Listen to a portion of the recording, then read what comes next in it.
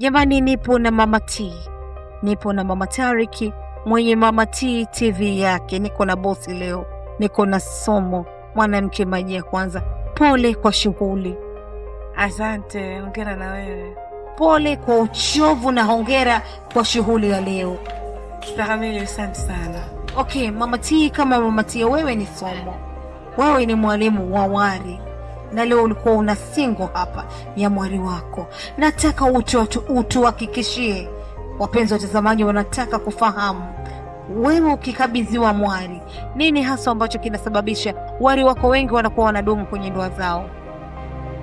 Kwanza ni ule ujasiri ambao mwenyewe ninao, kama nimeweza kuvumilia mpaka leo nipo kwenye ndoa. Cha kwanza hicho najifunza uvumilivu, busara, hekima.